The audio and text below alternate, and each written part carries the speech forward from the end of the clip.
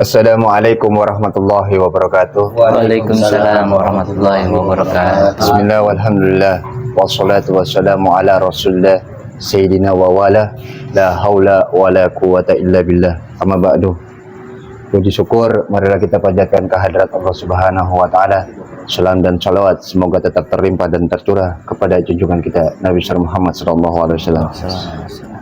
Hadirin jamaah sahabat kongko-kongko, kali ini kita sudah bersama guru-guru kita dan rekan saya, yaitu diantaranya Al-Mukarramun Kiai Ja'far Rauf Sarjana Agama sebagai narasumber, dan Al-Mukarramun Ustadz Rusman SPD sebagai narasumber juga, dan sahabat saya Mas Udiantoro atau biasa dipanggil Mas Aan, dan saya sendiri Irfan.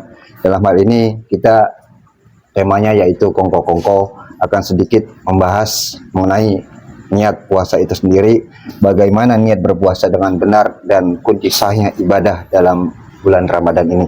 Di antaranya mengapa tema ini penting dibahas dan fakta menarik tentang niat puasa itu sendiri, dan ayat-ayat Al-Quran apa sajakah yang berkaitan dengan dalam niat ibadah di bulan suci Ramadan.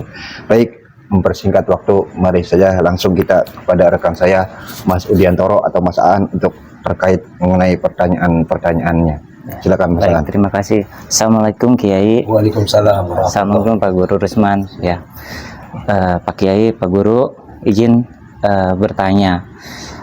Saat ini kan kita sedang di bulan Ramadan, bulan yang penuh ampunan dan bulan penuh sucian. Nah, ada beberapa fakta yang menarik yang ingin saya tanyakan, terutama terkait dengan seperti apa sih pengertian dan hukum niat puasa itu sendiri, dan dalilnya seperti apa sesuai dengan Al-Quran dan Sunnah dan hadisnya. Bismillahirrahmanirrahim. Puji-pujian teruntuk Allah Subhanahu wa Ta'ala, Tuhan semesta alam. Salam dan salawat semoga tercurah melimpah selalu kepada baginda kita Nabi Muhammad SAW. Ini pertanyaan yang bagus tentang masalah niat puasa. Yang pertama, kita melihat puasa di dalam ajaran Islam ini termasuk rukun Islam. Kemudian ketika kita melakukan puasa, di sini ada niat. Lalu peran niat itu apa? Berbicara persoalan niat adalah penentu, baik nanti bisa diucapkan secara batiniah, hati, maupun dilafazkan.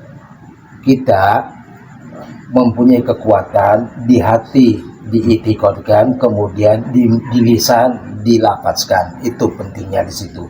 Kemudian persoalan niat di dalam menjalankan ibadah puasa sangat penting, sebab biar gimana pun niat ini adalah landasan dasar.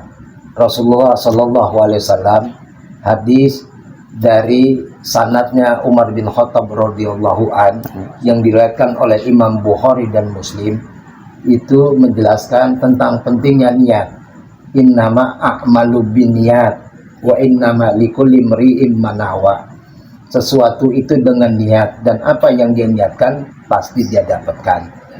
Berarti masalah niat ini penting sekali lagi, apalagi ibadah puasa Ramadan. Sebab yang namanya puasa bukan hanya di bulan Ramadan saja. Kadang ada puasa sunnah, harus pun diniatkan. Bukan apa-apa, orang kadang-kadang melakukan puasa ini bagaimana motif dia. Kadang-kadang supaya menguruskan badannya, melangsingkan badannya. Berarti di sini peran ibadah itu penting pakai niat. Makanya ketika kita puasa ini menggunakan niat, penting niat itu. Demikian. Mungkin ada pertanyaan lagi. Nah, sebetulnya kalau niat itu apakah harus dilafazkan atau cukup dalam hati aja, Pak Kiai? Bisa di dalam hati, kemudian dilafazkan. Ini dua. Jadi dari hati kita yakini, kemudian dari lisan mengucapkan. Itu penting. Apalagi ketika kita meniatkan puasa, itu biasanya itu wajib, harus diucapkan.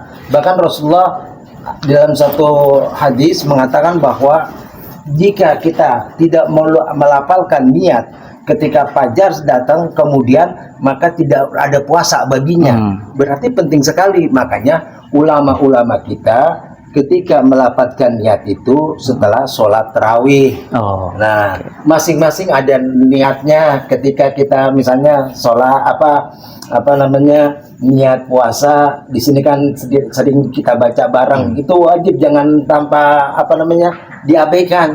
Kadang-kadang belum selesai belum apa, ketika melapatkan itu kemudian udah pada bubar jamaah. Ini tolong diberikan pengertian.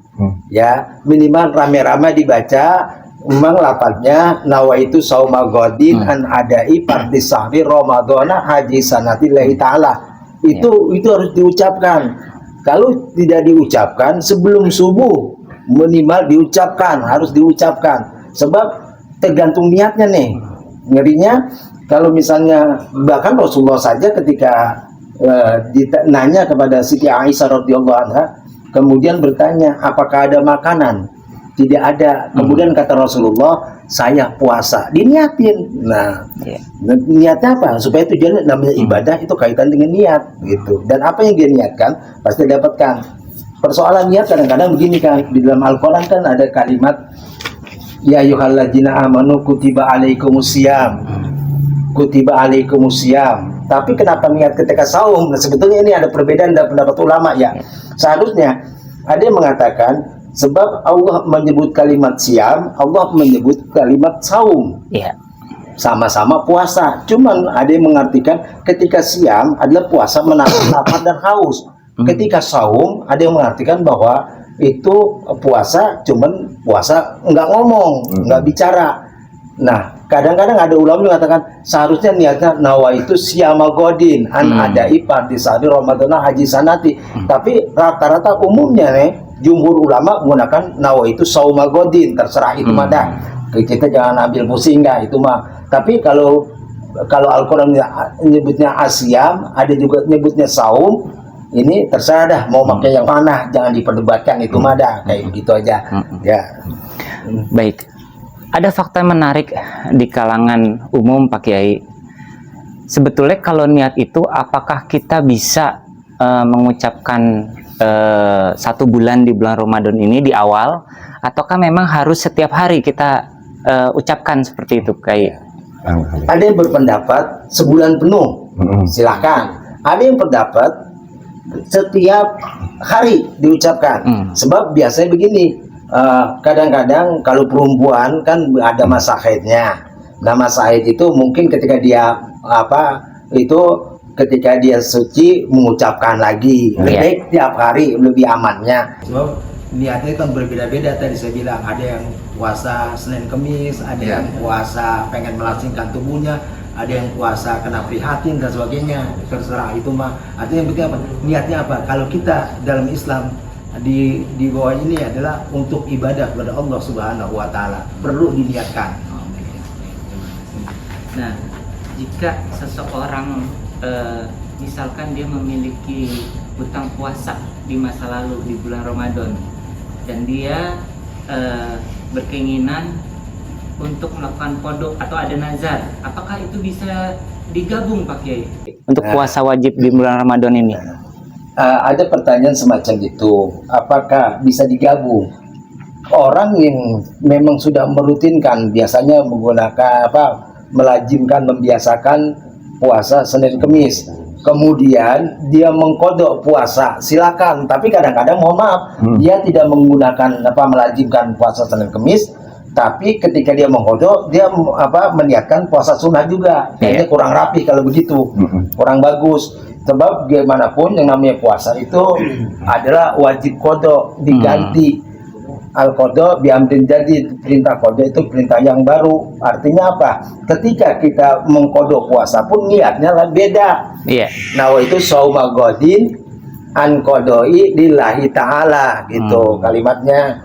Yaitu saya niat mengkodok karena Allah Ta'ala, niat puasa seperti itu. Niatnya berbeda juga, bukan disamain, beda. Artinya mengkodok itu tetap dibaca niatnya.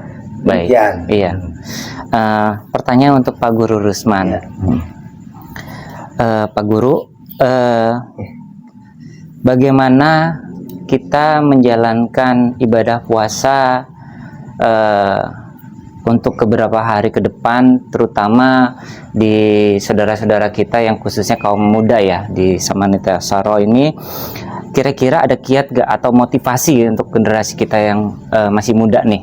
Iya. Pasti kan ada kita masih aktivitas bekerja, ada yang masih sekolah. Nah, seperti itu. Bagaimana untuk memupuk nih generasi-generasi muda ke depannya ada gairah untuk kita rutinitas gitu, sebagai rutinitas puasa gitu. Tidak hanya di bulan Ramadan tapi kita hidupkan puasa-puasa sunnahnya juga seperti itu.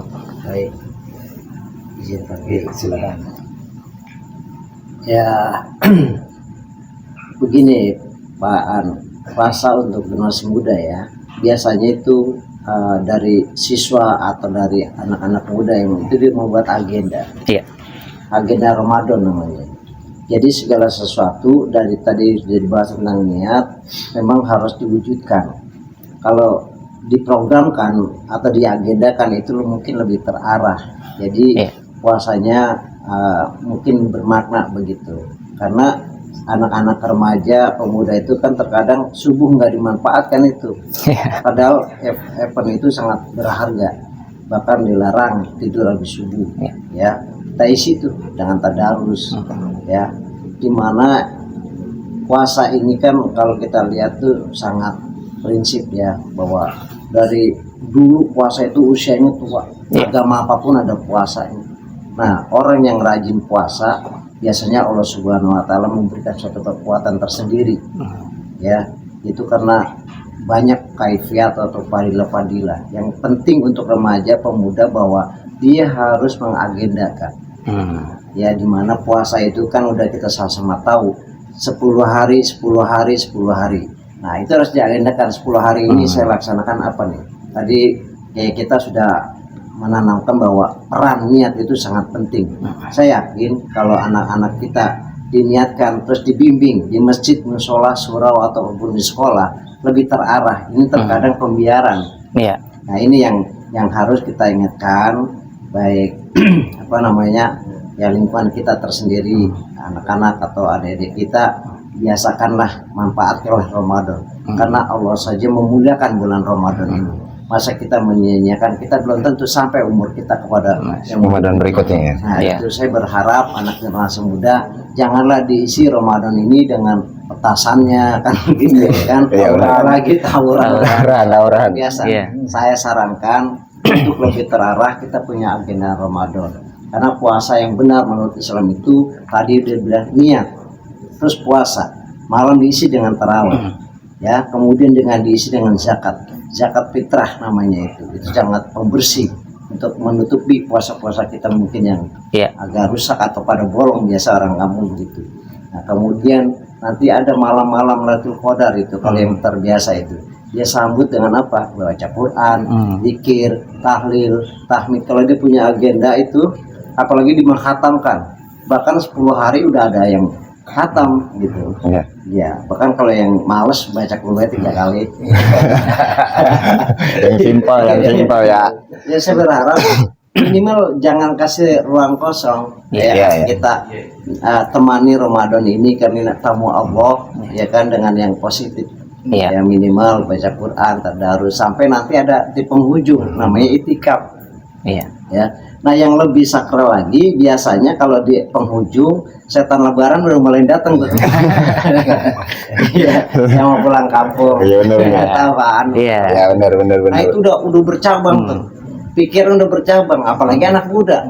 Belum mikirin baju, sepatu, jadi udah bercabang, udah nggak fokus kepada esensi ibadah lagi tuh.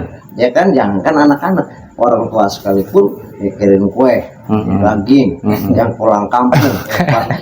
jadi nggak konsentrasi, padahal itu babak-babak final yang sangat harus kita. Kenapa disuruh itikaf? Itu muhasabah yang sangat luar biasa sebenarnya. Ya, sayang itu budaya-budaya itu kurang, aman remaja pemuda kurang itu, karena mungkin bimbingan yang kurang kalau saya gitu. Saya yakin waktu zaman saya kecil, remaja begitu emang diagendakan, jadi kita ngumpul tuh di masjid musola itu sangat fokus, walaupun besok nggak punya apa-apa, yang penting sholat id ada sarung, ada Koko, PC Mas Sendal lah. Iya. Aja impian cuma itu, nggak yang Iya, benar. Nah, saya Benar. berharap untuk melengkapi itu, tutuplah puasa itu dengan takbir. Iya. Kebanyakan pada tinggal kamul pakai. Iya. Nah ini yang sangat disayangkan nih, lari finish dari pertama, udah ini jatuh dia. Iya. Nah saya berharap nanti teman-teman, anak-anak muda, remaja ingatkan bahwa di penghujung akhir walaupun sudah nggak ada taraweh, kita sujud syukur kepada Iya. Allah Subhanahu Wa Taala. Semoga disampaikan kepada Ramadan yang berikutnya. Karena Amin, Ramadan amin. sudah pergi, malaikat aja nangis pakai ya. Amin. Iya masih kita nggak nangis. Iya, benar. Nah itu saya berharap tutuplah dengan takbir. Iya. Nah setelah takbir, nah baru tuh besok tuh kita persiapan untuk sholat id.